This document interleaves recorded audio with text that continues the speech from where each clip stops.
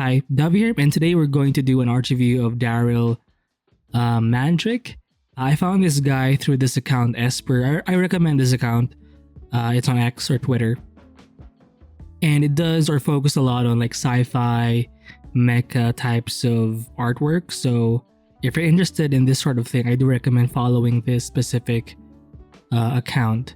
But today we'll be focusing more on the work of Daryl Mandryk, especially these types where it's painted. There's some photo bashing here and there, but it's very minimal, very deliberate, and I don't think it's hard to notice even. But I do like this look where it has that gouache feel to it. It's heavy on the shapes. You don't see a lot of blending where you see like lots of brush strokes with noticeable brush marks with their, you don't see a lot of transitional stuff. It feels more direct. I recommend the work of Paick and Darek Zabrocki. I will list other artists similar to Daryl Mandryk. Daryl. So on his art station, you'll actually find a host of different types of artwork. So he does environments, keyframe art, mecha, character designs, prop designs. And on his Twitter, you'll see him do like figure drawings, figure paintings. Sometimes digital, sometimes traditional on his sketchbook. So this guy is pretty well rounded in that regard.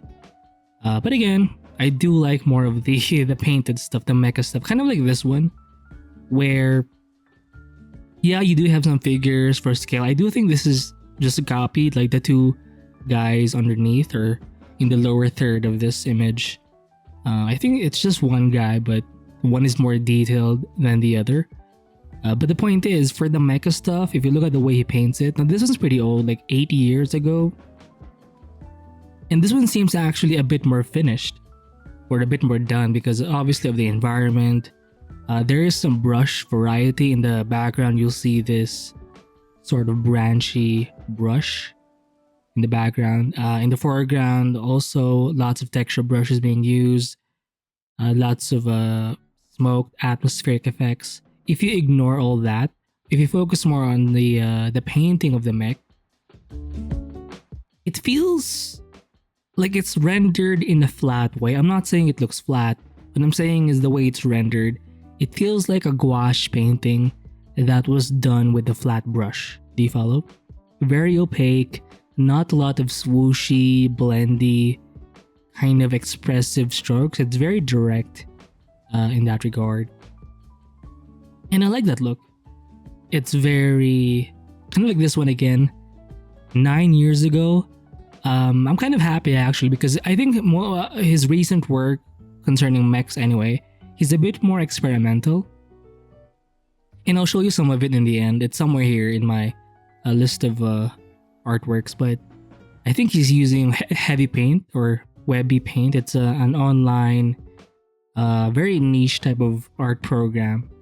But anyway, if you'll notice in these kinds of work, it's not very artsy. It's design focused.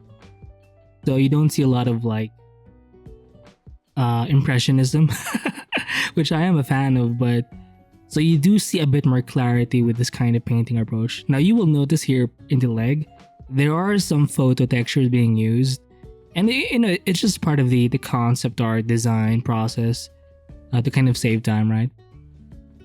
And essentially you're trying to create a silhouette, and then within that silhouette, that's where you sort of blend in the photos, paint what you like, paint out what you don't like, and stuff like that. But I do like the efficiency of it. It's not too artsy. And this one's kind of a bit more sketchy. Again, I recommend the work of Paick. Paick likes to use, I think, Procreate for his sketches. He's a Singaporean artist, but yeah, no photos here. It's just plain design concept. So it's sort of a suit. I don't think it's a mecha because you do see some packs here, some gear. So it feels like this guy is in a mecha suit. It's not a, yeah, he's not kind of in the torso. I think he's kind of, it's a suit. It's a pretty old sketch though, like 10 years ago. But it shows you that if you compare his older work to his more recent work, I think he still got it. It's still there. And even though this piece is 7 years ago, it still has that punch. Like it doesn't feel outdated in any way. I do like the way he does the figures though. Again, in the bottom lower third of this image. Obviously, it adds a sense of scale, but it's also painted simply. It's kind of hard to, for me anyway, it's hard to do these sorts of figures because you kind of feel like you have to over detail them, but in reality you don't, because if they're not the focus anyway, if you just add some blobs, I mean, look at how the legs are indicated, like the hand, the arms, even the face, it's just very shapy. So you don't need much detail to do these sorts of things. And again, if you're focusing on the actual painting of the mech, I do see some photos. You can still see some of those photo textures. You know how sometimes you expand the photo and it does have that blurry look to it? Oftentimes, those images are used as a base, and then what you do is you paint on top of it. I mean, just check out the work of Feng Zhu, and it's a pretty standard practice in the concept design art community. It saves time, and it helps your design process because it helps the iterations move forward. But look at how you're still applying some painterly techniques here. For example, as you go further back, it gets darker. Everything in shadow does have less detail in it, so it's very like you do your job by filling in the gaps automatically. You don't have to do it yourself. You let the audience fill in those gaps. And if you zoom in, can we zoom in on this piece? Maybe not. But yeah, if you look at the brush strokes too, there are some textures here and there, some splatter, but very tiny splatter brushes being used. But I don't see a lot of like brushy, wavy strokes. It feels more squarish, like you're using some kind of solid chalk brush in a way. Maybe you'll see some paneling work here. Like if you look at the panels, maybe you'll have some, like this thing is obviously in the clipping mask, so you paint within the mask. So, shit, I had a point. Shit, that, I have this view image in current tab kind of extension, but it's taking too long to load the images for some reason. I'm not sure why.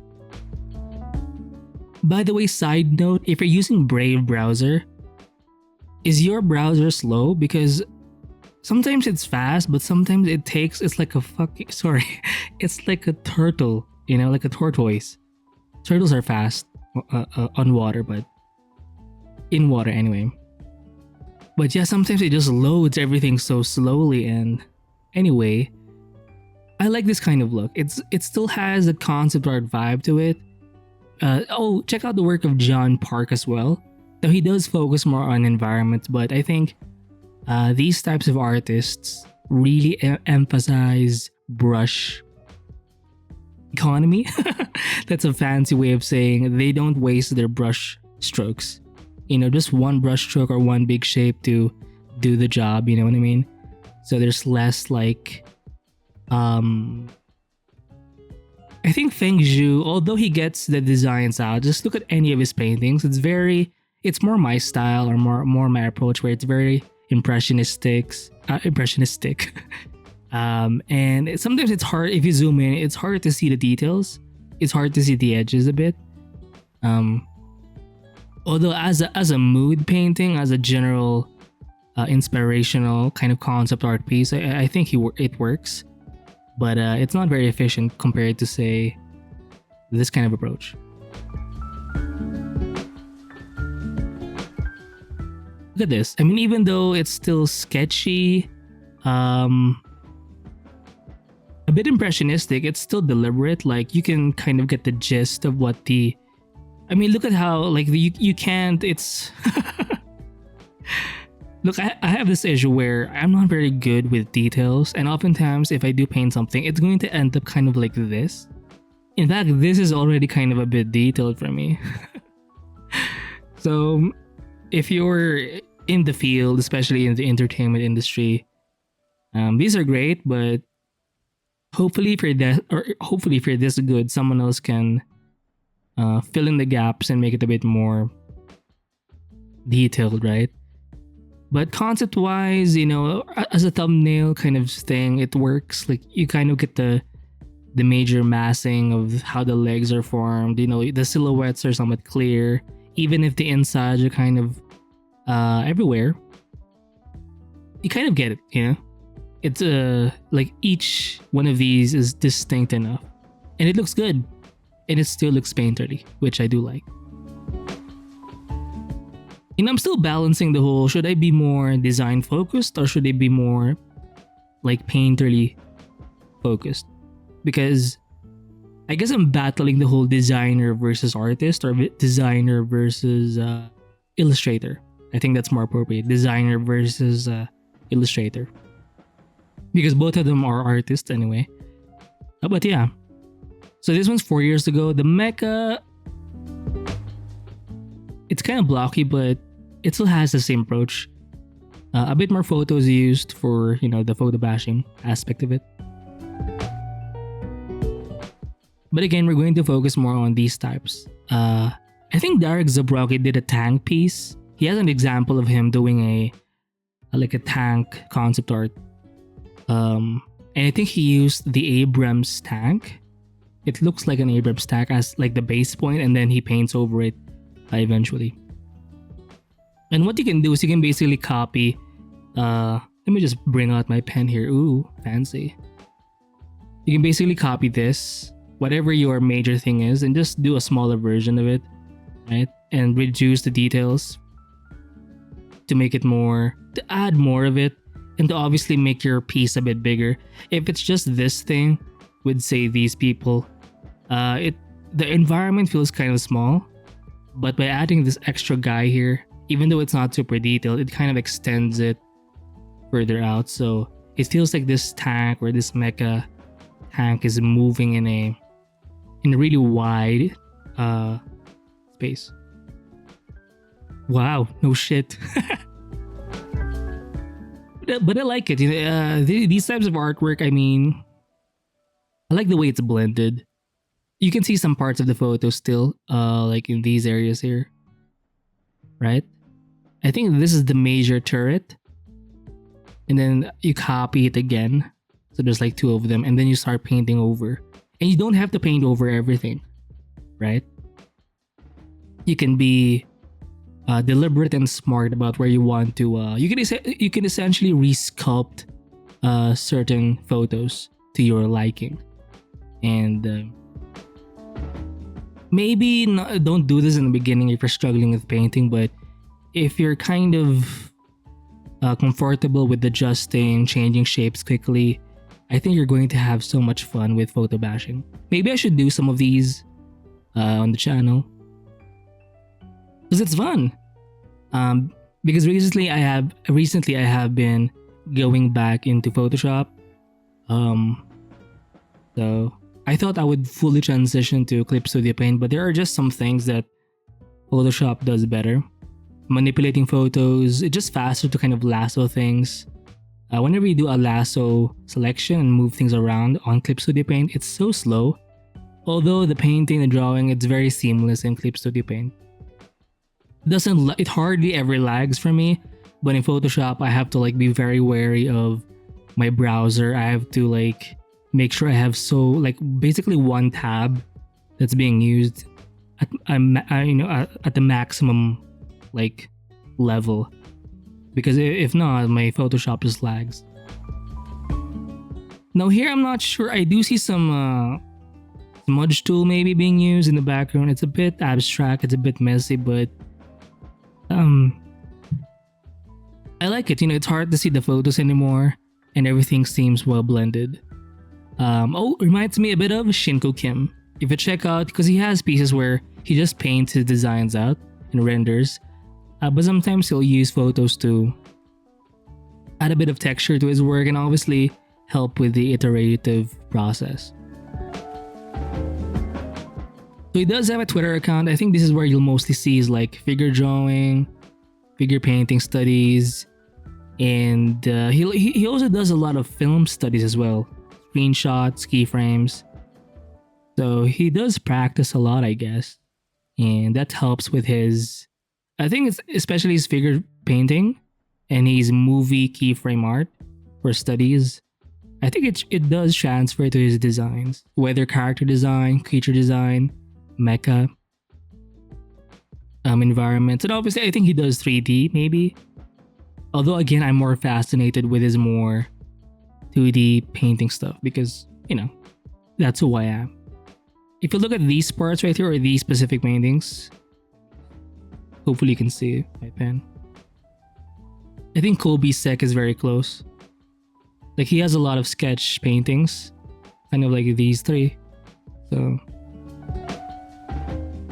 I will link them in these artists in the description below. So I think we reviewed this already on the ArtStation page, but now this one's a special one because I actually found it's his work. It's an old fantasy piece of his, but I found this actually in one of those wallpaper sites. You know what I mean? Where when you click images on Google Chrome or DuckDuckGo, whatever, sometimes you'll find pages, wallpaper pages or sites where they just have a bunch of paintings and photos.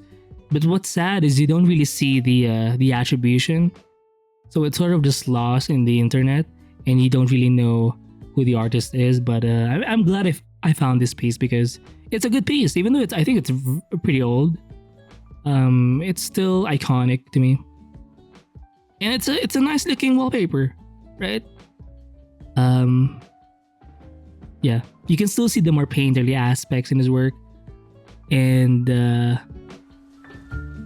although it is a bit different from his mecha work, there's more work done. It feels more like a finished, or yeah, it feels more like a typical concept art kind of painting or illustration. But I like it, Even though it's old, it's still like, samurais and shit. This one's a bit chunky, but so maybe the base was 3D Coat. It's a 3D modeling program. Apparently, it's kind of, what's the word? Underrated. Like it's a solid 3D program, but because of the lack of tutorials online and exposure, it doesn't get the credit it deserves. I guess that's what people say anyway. But I like it. Let me zoom in here just a bit. Look at that. Now, if you look at the background, it does have that Sparth vibe. Although there's hardly any environments in the background. It just reminds me of I think the color scheme reminds me of Sparth. I do see the classic rake brush being used in some part. It just adds a bit of that graphic, like teeth, like clawing in onto your paintings, right? And look at the mechs in the background, very quickly done. Mostly it's just in silhouette form, but it works. It's basically an army of mechas or autonomous robots. Excuse me. But yeah, this one's a bit more painterly, impressionistic, a bit graphic, but I like this look. Now again, if you zoom in, do you really understand or get all of the intricate parts? Like, do you really have to think about, like, obviously these are more like hydraulics, right? This is like the cockpit over here. Hopefully you can see it. Let me just use my hydraulics, cockpit, obviously the arm, the gun here. It's being overheated, right? Typical shield. What are these? Like, they're sort of like things to hang on. I'm not sure what the word is, but like, yeah, you get the major parts, but you don't really have to think about the details as much. If you're not a detail guy or chick, then you could try working on it if you're really interested, but I think you should just double down on your strengths. That's kind of what my intuition and experience is telling me. because if it's not you, then just don't. Maybe it's cope, but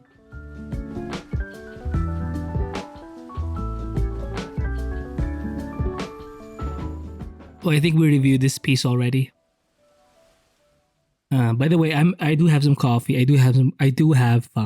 Excuse me, some coffee with me. So if you see me not or hear me not talking, I'm just sipping some coffee or coughing in the background. Let me zoom in. Again, look at this. Oh, you do see a bit more brush spacing here, and I used to not like it. I used to be like, ugh, it makes it look like cheap or something, but it adds its own texture, and it has that. It's kind of like having a rake brush, you know? It adds a bit of teeth, you know, it carves into the painting as well. But look at how it's mostly a silhouette piece, but if you just paint within that strong silhouette, like everything just feels good. And that's why I think a lot of designers emphasize like shape design, silhouette design, because if you have that solid base, everything just follows, even if you don't have that much color. Or for example, this piece, if you look at the leg or this major body, you don't really know what's fully going on, but you know, adding like the browns and everything, it just adds that extra like mass and some information, but it's not much information. But because of that solid silhouette, I mean, look at the legs here, right? A hydraulic piece here, and it's very triangular. It's almost like a tree trunk. It feels like the legs really do carry this big freaking thing. I mean, look at this Gatling gun here, this minigun, 2 cannons, right? I mean, it just feels like it's real. Oh shit! There's another guy, Alex Ichim. He does a lot of these mecha as well. These mecha types of artworks or designs. And his painting is similar to very painterly work. A photo in the background to, you know, add some background. Anyway, moving on. Oh shit, let's delete this. Disgusting.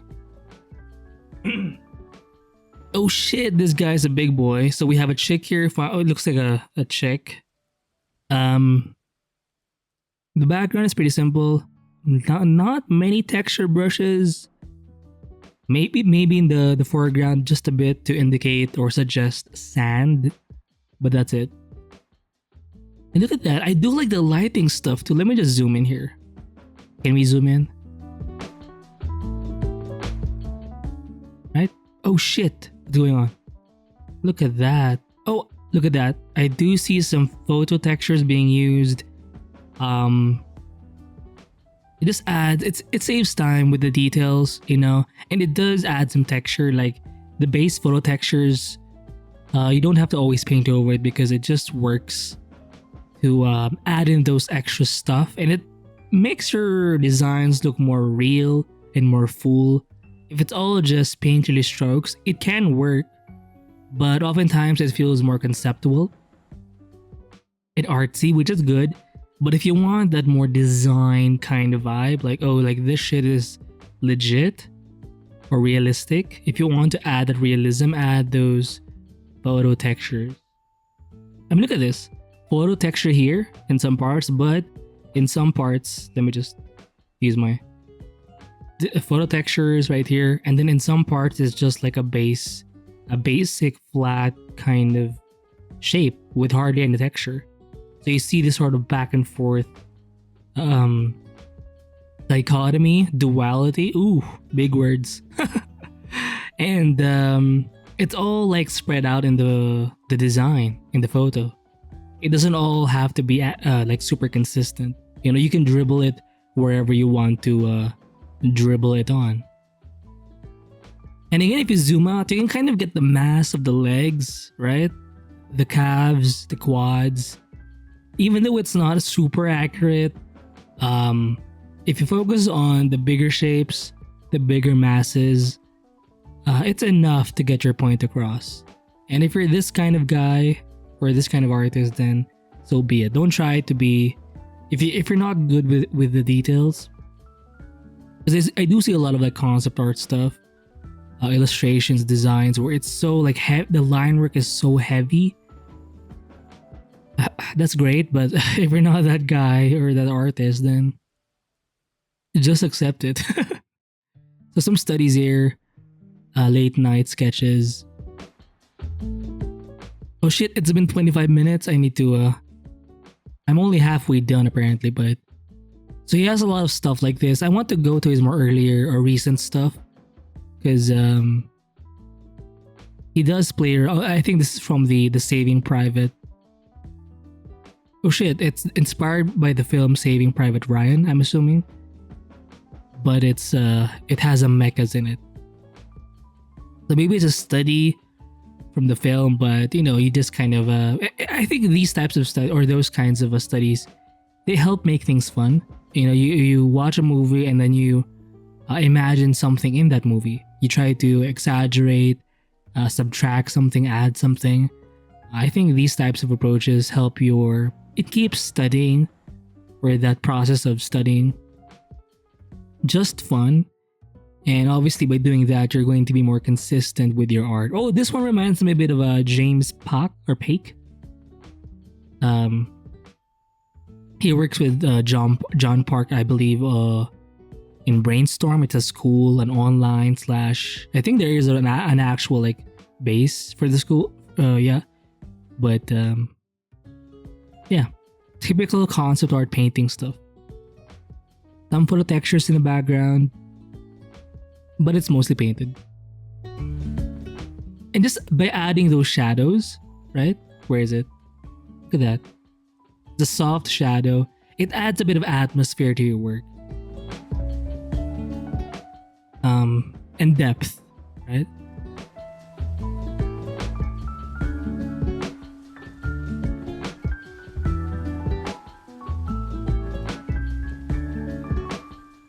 Oh, we've seen this piece already. Christ, we have to keep going. We have a few more pieces here.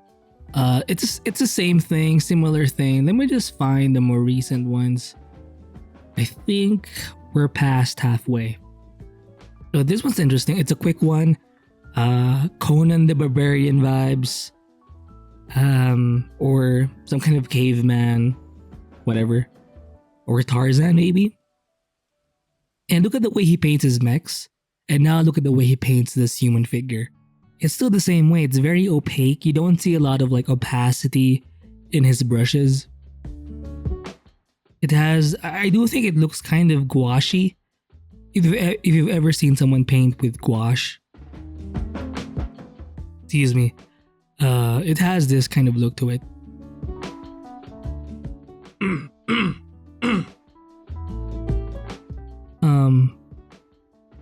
Yeah. Oh, sorry. By the way, my cough is getting better, but I still have, some phlegm behind my throat. So sometimes it's either coming out the nose or it's coming out the mouth. So I'm sort of playing with my holes. What? But I'll be fine. So rough mech study. Reminds me of John Park again. But I do recommend, if you're a painter and you're not really good with line work, but you do like designing like these sorts of things, check out Daryl Mandryk. And start there and see if you're good at this sort of thing. And if you are good at it, invest in it.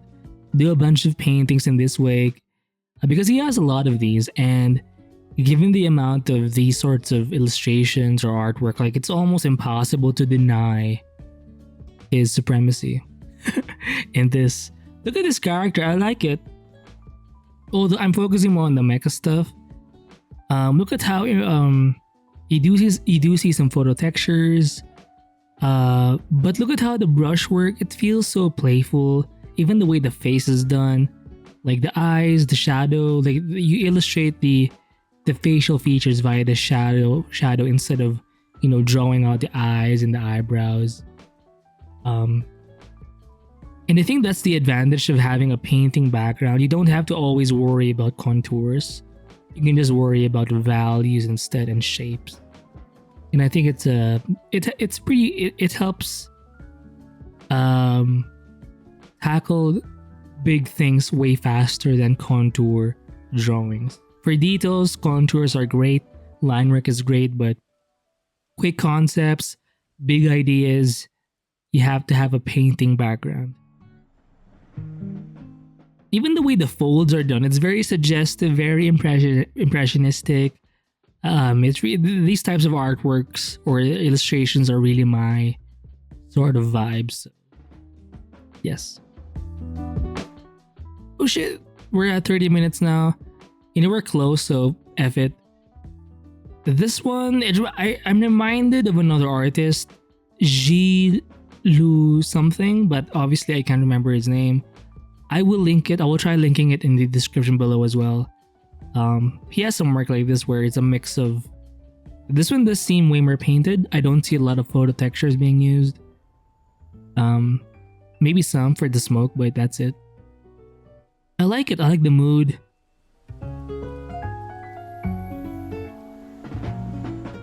Hopefully I remember it or that artist, but I know I did an RTV of his work.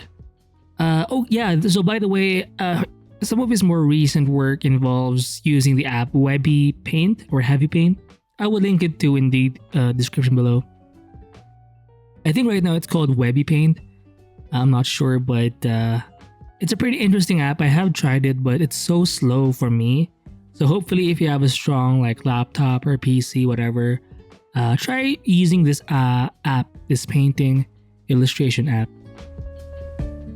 And I do like how the app really encourages you to play with saturation or color dynamics, kind of like this one. You don't even have to try, it's almost set by default and you can adjust how colorful something is. Oh, by the way, this kind of painting approach, I recommend the work again of Kobe Sek. I think he uses again a different program, Procreate. I think he's using his iPad for most of his design illustration work. But basically the Lasso tool being used is very common in Kobe Sek's work. So very similar to Daryl Mandryk. But obviously in this case, Daryl is using the this app, this Heavy Paint / Webby Paint app. And look at this thing. It's great for quick concepts, big picture stuff, if you're trying to just jot down your idea fast without it having to be a really scribbly drawing. I think this is the way to go. And I think the Lasso tool is definitely something that's... It sucks though, because for Photoshop, the Lasso, you do have extensions and shit, but it's not as fast as, say, the Lasso fill feature in Clip Studio Paint. If you have Clip Studio Paint, you know what I mean. It's just way more faster to fill in colors in Clip Studio Paint. And obviously I think it's pretty good with this app as well. But then again, the photo manipulation is just too strong in Photoshop. So anyway, the color dynamics is also... It helps make your paintings look more painterly, It adds that texture. If you zoom out, it just adds a bit of it's kind of like adding noise. You know how you paint something and then you just add this noise filter to kind of tie things together. You don't have to do that as much if you have this thing on, color dynamics, because it's already adding lots of textured lots of textures in wherever you want to put them. And you can always control them in your settings, like color dynamics or color jitter, whether you're Photoshop, Clip Studio Paint, Heavy Paint, whatever. But yeah, it's nice. And it helps you focusing on the Lasso tool again. Using the Lasso painting tools or illustration tools, it just helps you focus more on the shapes, you know? So you're less likely to be, using the mixer brush, stuff like that, any kind of like super brushy brush where the edges are not clear. I think using the lasso selection tools or lasso fill tools can really help you design things much faster.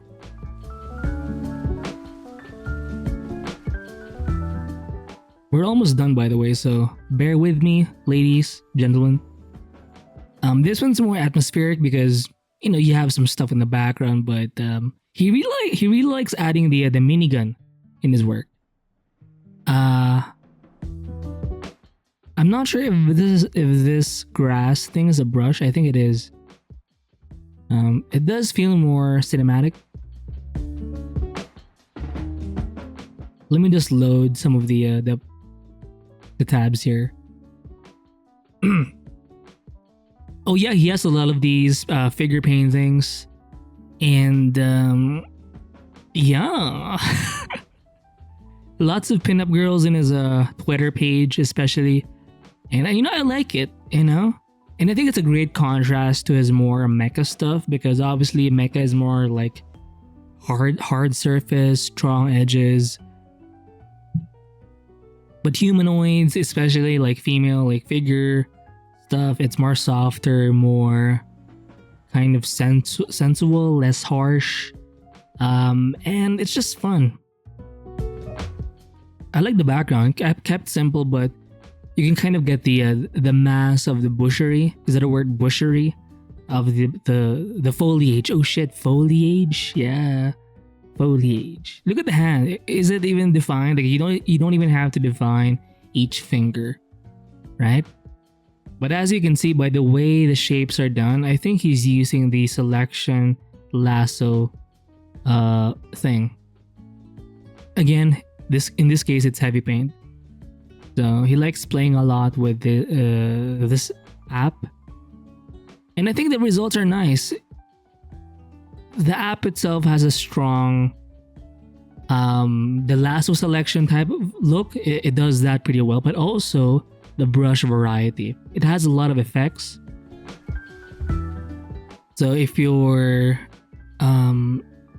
working on your, or if you want to practice or try out, ways to add some variety via painting without photo textures, I think you should try this app because it looks fun. I have tried it, but again, it's just too slow for me, so I could hardly enjoy it. Look at this. It almost looks like an editorial illustration. I think now it's called Webby Paint, but I think it's still the same app, different name. Look at that. Sure, it's conceptual, but even the shape is well done. The one in front in the foreground, lower half. Look at that. The brush spacing, the color dynamics, and the brush variety. Using the lasso shapes or lasso fill tools or selection tools. I think it all adds up together in the end, and it makes your even sketches like these or conceptual pieces like these look like a finished painting. So that's the advantage of having like these sorts of a diverse toolset. Having a diverse toolset can make your work more it's just nice. It's nicer to look at, right? Look at those strokes. Oh yeah, it also has a rake brush. I think 2 or something. And you can tell it's being used in the ground here, right? And even the way the sky is done. I do see some noise texture here. Very interesting, and it looks so playful, and it makes you want to paint. I heard this advice before that if you're looking for artists and if you want to kind of separate artists and pick which ones to kind of get inspired by, or if you really want to focus on a few artists, pick artists that make you want to draw or make you want to paint or make you want to make art. And I think Daryl Mandryk is, for me anyway, he's him. People say that like, oh, it's him. I think it's supposed to be like, oh, it's that guy, whatever. But it's kind of like, what? Anyway, this one feels like a pastel painting, right?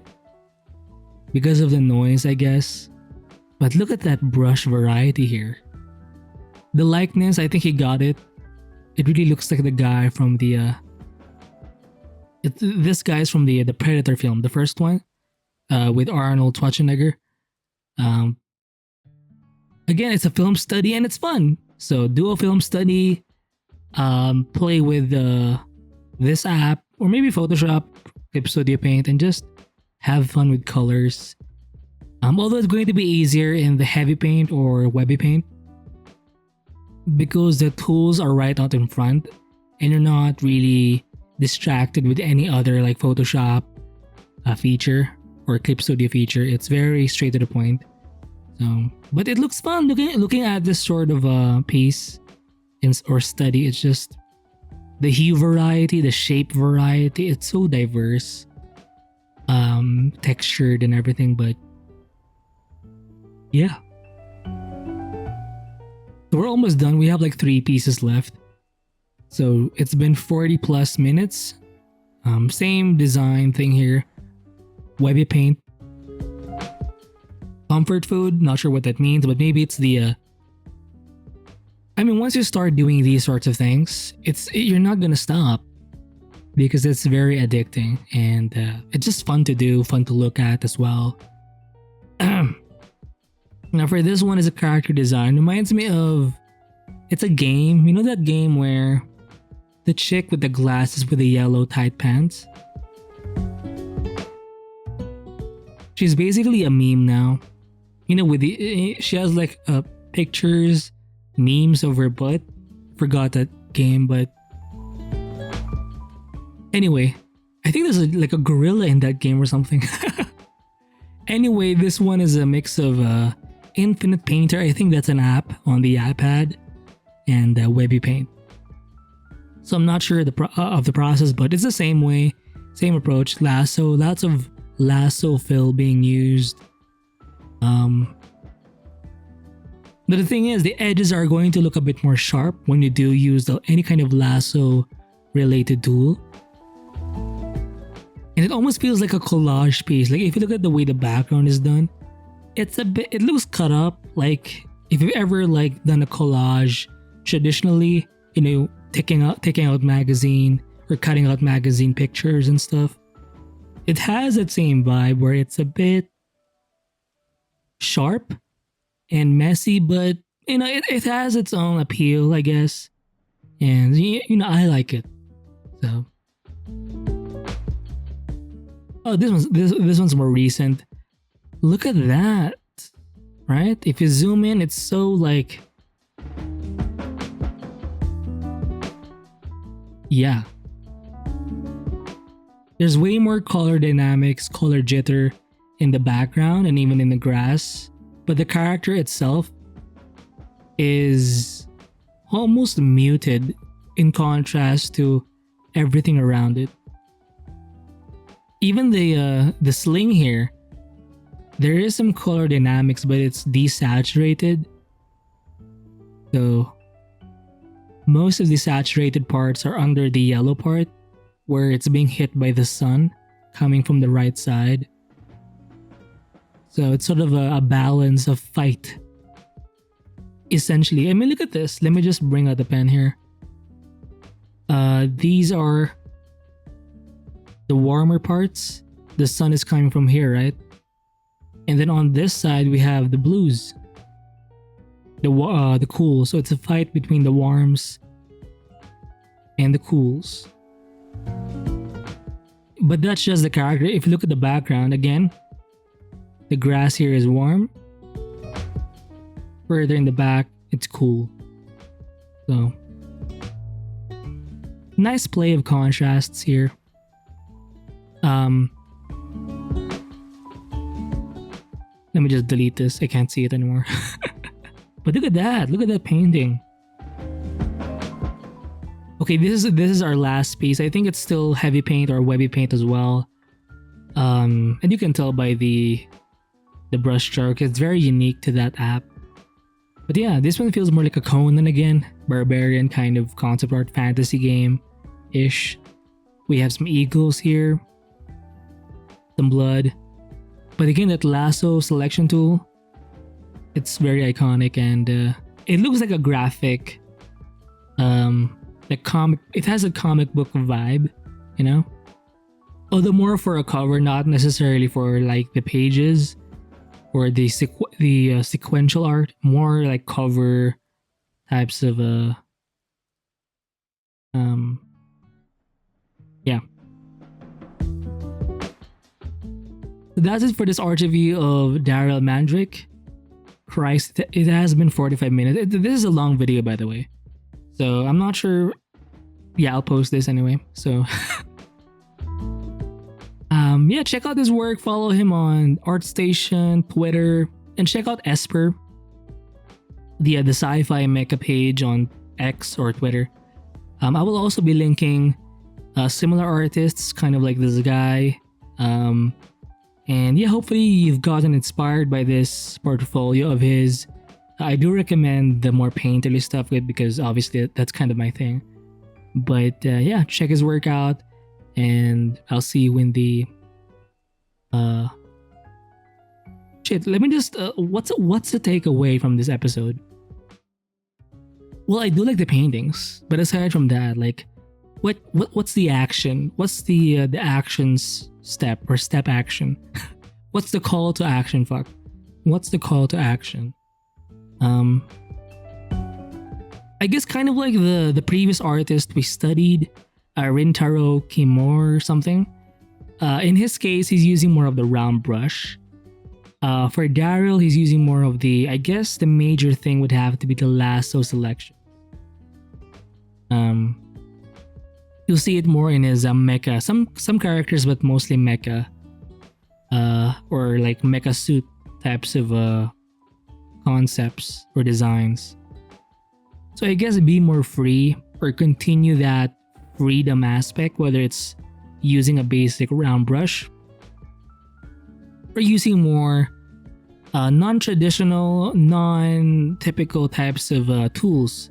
You could try using the heavy paint or webby paint app, or you can just use Clip Studio Paint, Photoshop, and just play around, say, with a lasso tool and focus more on the bigger shapes. Try to focus more on values, and yeah, and it's okay if things end up looking a bit like cut up in your edges.